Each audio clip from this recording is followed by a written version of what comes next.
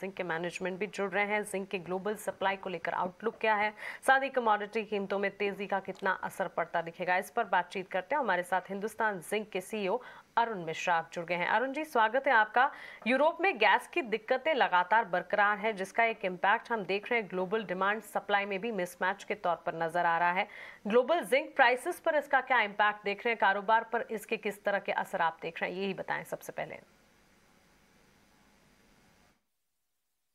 तो पूरा दुनिया में अभी जो एक अनिश्चयता बना हुआ है, उस अनिश्चयता में ज्यादा तब्दीली नहीं हुई है पिछले करीब 2-3 महीने में, क्योंकि जो रशिया यूक्रेन वाली विवाद है वो अभी भी उसी तरह जारी है। गैस का क्राइसिस यूरोप में जो था वो उसी तरह जारी है। सो एक तो जो लोग इस बारे में जानकार हैं वो जरूर ये बताते हैं कि यूरोप में जो प्रोडक्शन कट है वो जारी रहेगा, जिसमें सप्लाई साइड कम रहेगा, लेकिन काफी सारे इमर्जिंग मार्केट्स में डिमांड स्ट्रांग रहेगा। तो उस केस में जो हमारे एलएमई है वो करेंटली अभी अगर लगभग $3,000 पर टन के कीमत पर है, तो बढ़कर के $3700 तक पहुंच सकता है।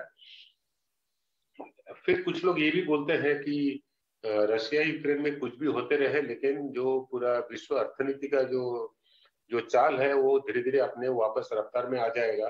एंड जो एलएमई का जो एक स्थायी रेट जिसका हम लोग बोलते हैं कि एक स्टेबलाइज्ड वैल्यू ऑफ एलएमई, जो कि मेरे हिसाब से 3,000 से $3,200 का अंतर रहना चाहिए, वो रहेगा। हालांकि ये तो फ्यूचर देखने वाली बात है, तो इसलिए जब हम लोग अगला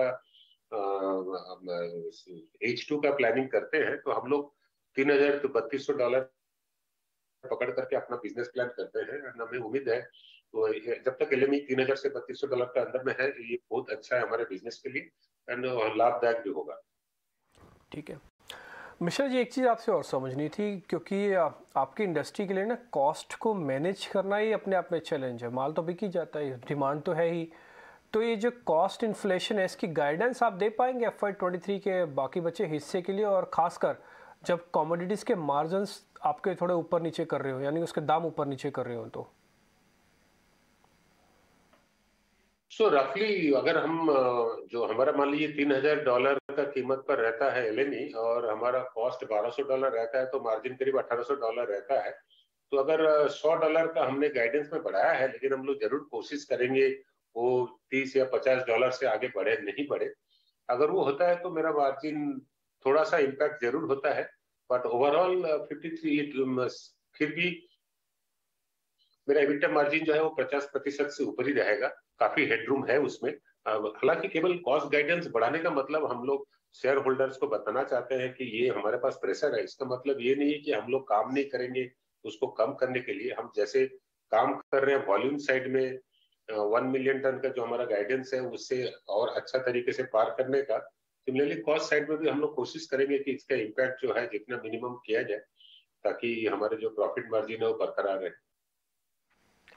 बिल्कुल, साथ ही इसी तिमाही कॉस्ट ऑफ प्रोडक्शन की अगर बात करें, एक बड़ा असर डोमेस्टिक कोल अवेलेबिलिटी में जो कमजोरी थी उसका भी पड़ता हुआ दिखा।